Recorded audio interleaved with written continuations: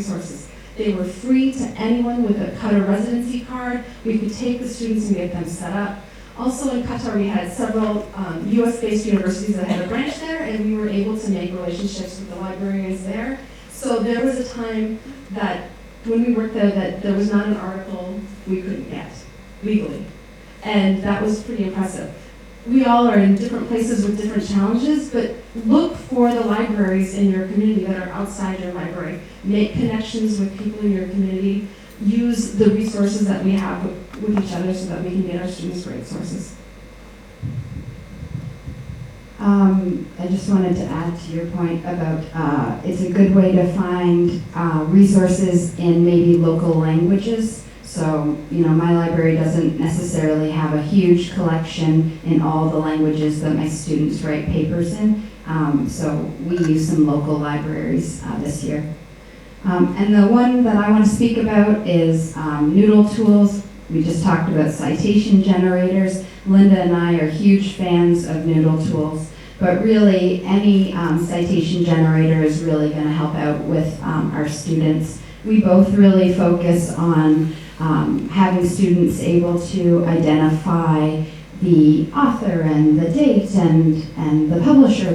Those are the most important things, not necessarily being able to, what's the word I'm looking for?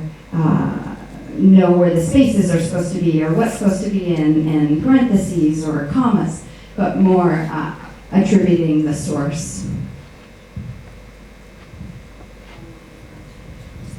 We also begin at my school introducing Noodle tools at 5th grade. So by the time they get to 11th or 12th grade, they're really comfortable with it.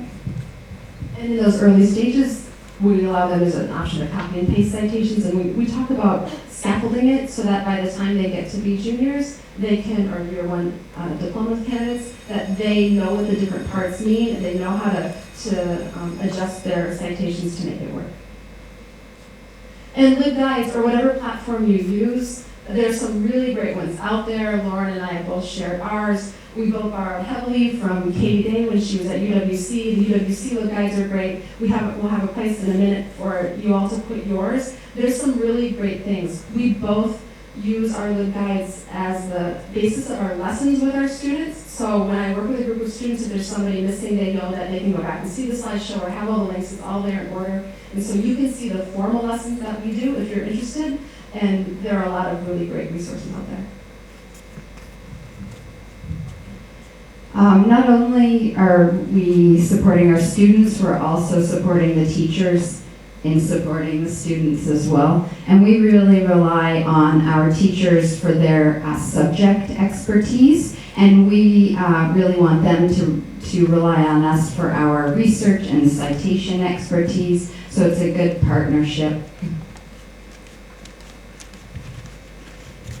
So we offer workshops for our teachers on different things so that they have the skills, but maybe the most important role is for the teachers to know that we are available to help intervene as necessary, to help if a student is not on task, not doing what they're supposed to do, struggling. The teachers will often copy us on the email to the student, which is the perfect chance for us to jump in and say, hey, why don't you stop by the library and I can help you with da-da-da-da-da.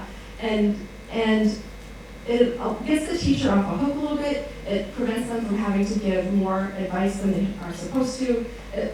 I call it sometimes good cop, bad cop. I'm not in charge of any deadlines. I'm not responsible for their managed back submissions. I am just there as a resource fairy or a research fairy. Like, I'm there to swoop in and kind of help and get them on their way and then send them going again. And that helps me really establish a great relationship with the kids. So we've created a Padlet, and with each one of our categories that we talked about today, there's a column. And so we've populated it with some of the resources that we use, but you might want to have a look and please add. So add any of the things that you're using already, and maybe we can share. It's always nice to take ideas from others, and it only helps improve the experience for the kids. So there's also a column, if you have a LibGuide or a website or something that you use as kind of based resource, maybe you can add that as well. And don't feel like you have to add just documents. Any ideas, please just add them, and we can use this to share together. How many minutes do we have left? 6. Wow. We did. We went so fast. Would you go to the Padlet now while you're here? And if you've got something to add, one quick thing, let's see if we can crowdsource this. Okay. Nope. Sorry.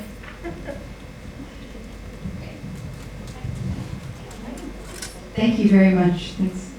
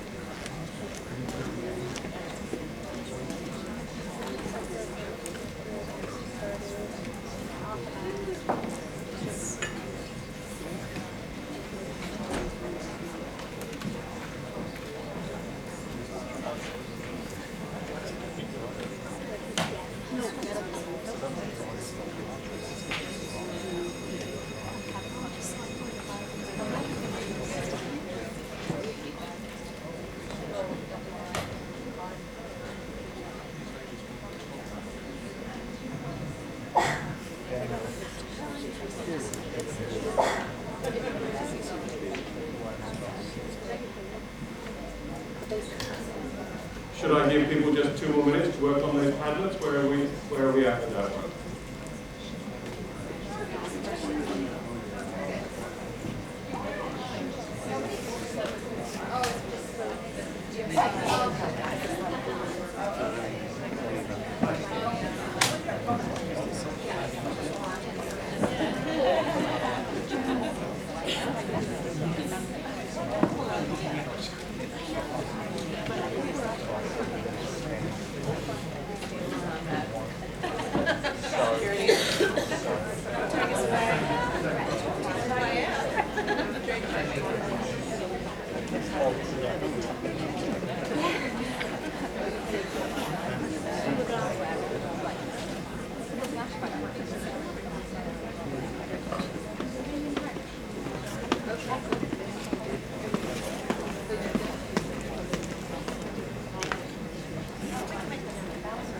Now, before my workshoppers actually start speaking, when Librarians Knowledge Sharing Workshop started back in 2012, and again when it happened in Brunei, at Jurong, it was a very different. The numbers were very different, and it was a very different format to what we have now, in the sense that there was not so much of this hard-fire presentation, and last year was nearly, I think, I could be wrong, was nearly all continuous presentations.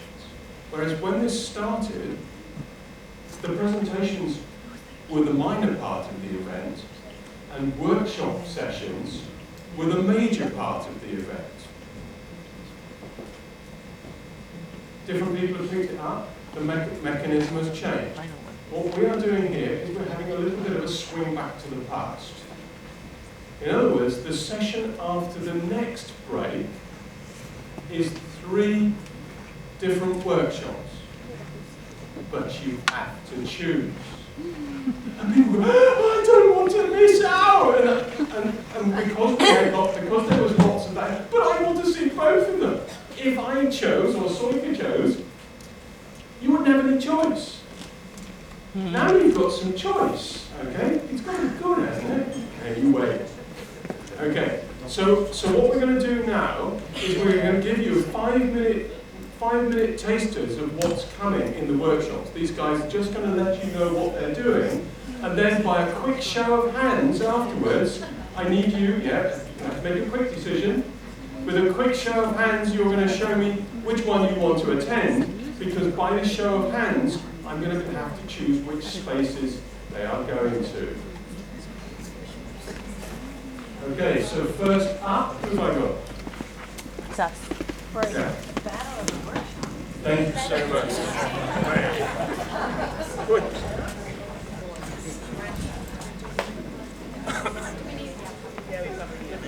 So hi everybody. Hello. Wait, hang on. I'm just going to make noise. Yeah, it's okay. Hi, so I'm Josiane Fitzgerald, and I'm currently at Cairo American College in Egypt. And I'm Amy Koppler, and I'm currently at Saigon South International School in Washington State. And we're going to be talking about how we engage parents in our library.